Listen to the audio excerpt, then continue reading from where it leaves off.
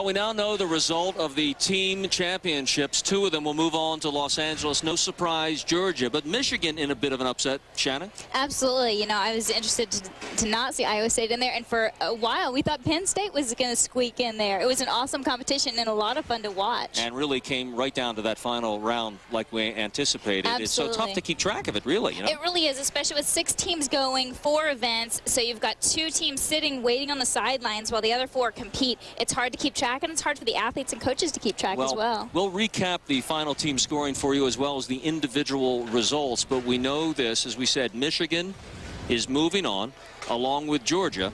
And Elise Ray, no surprise, I guess, the one woman here with the pedigree, with the Olympic background, comes out as the all-around champion. Absolutely, and she talked to us earlier about, you know, coming down, anchoring the balance beam, that last event, last up. She needed to hit it.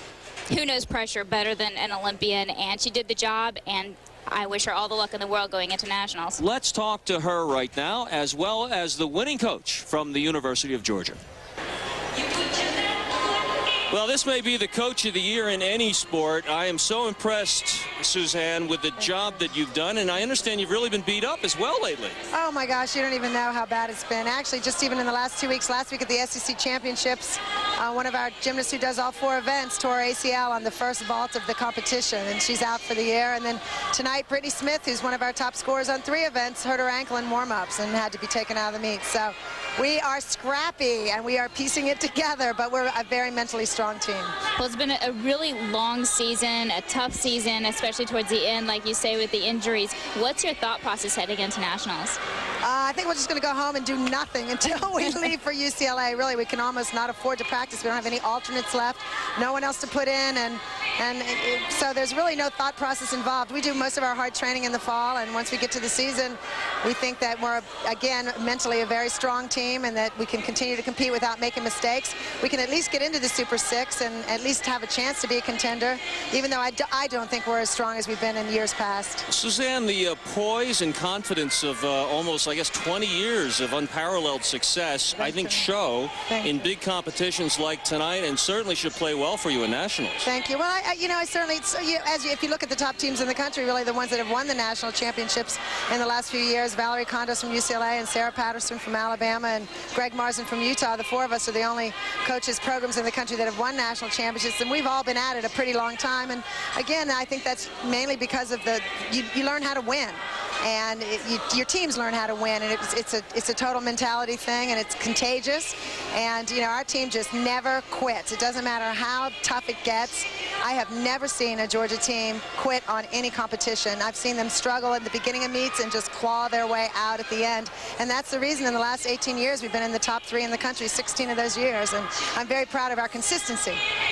Well, it's been amazing history for you. It was fun for me to look back through all the biographies and see a lot of the gymnasts that I used to compete with. Right. And the history is there, and hopefully you'll make some more history this year at national championships. Good luck. Thank you. Well, we hope so too. Hey, Suzanne, no quitting your dogs, that's for sure. No, absolutely not. We're going to continue to be scrappy. And by the way, we didn't mention it during the broadcast, but welcome home. This is your alma mater. Thank you. Yes, it is, and I love being here. A lot of friends, and I used to own a gym here, so I've seen a lot of gymnasts I coached when they were 10 that are now 35 years old. Oh, life comes full circle. Congratulations. Good luck in the nationals. Thank you very much.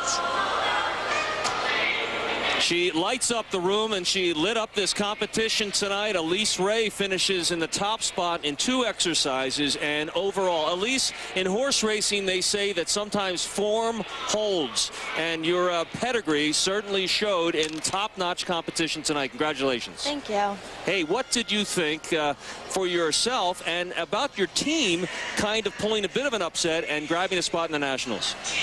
I feel really good about it. We knew we had a tough regional ahead of us, and we had a few breaks tonight, but we really tried to stay tough and pull together as a team, and we pulled it out in the end. Say hello to a fellow Olympian. Shannon? How are you doing, Elise? Fine, thanks. It's great to see you back out there. Thank you. You had a wonderful competition tonight, and you just don't seem to ever quit. After the Olympics, you know, you continue with college. Just this season, you won the Big Tens. Now this competition. Are you ready to win nationals? Well, I'm definitely ready to get back in the gym next week and polish up a few things and get a few things straightened out and head into nationals, and I really want to be on my top game. Elise, tell me what it's like to go from a situation, the Olympics, Olympics in 2000, where you were almost singularly focused on your athletic skills then, and then to combine it with the college academic experience. Has it been different? Yeah, the entire experience for me has been different. You know, my freshman, sophomore year, it took a little getting used to, just because I was so used to having my life solely focused on gymnastics before college, and then I came to Michigan, and it's a balance between academics and gymnastics now. So, but I love it. I love every aspect of it. Shannon and Elise, you guys share a great bond. We congratulate you. Now tell me about your team. What's it like during the competition as it develops? And you're not really entirely sure about the scoring. What's it like in that final round when you know it's all on the line?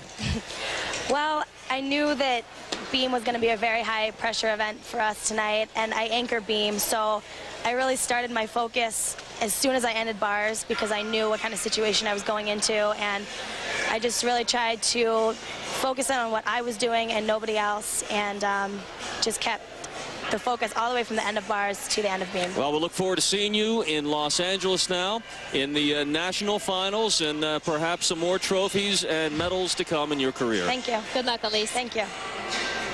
Here are the final standings now, and what a dogfight it was, literally, with the Gym Dogs of Georgia holding on pretty much start to finish. Shannon, they hardly wavered, and when you talk to the coach, it's almost surprising to find out how much adversity they were battling. Yeah, it's amazing. I noticed that Brittany Smith was taken out of the lineup, but I didn't realize it was for an injury, and you never could tell. I mean, they won by over a point, and of course now they're going to stack up against other teams like UCLA and have to duke it out.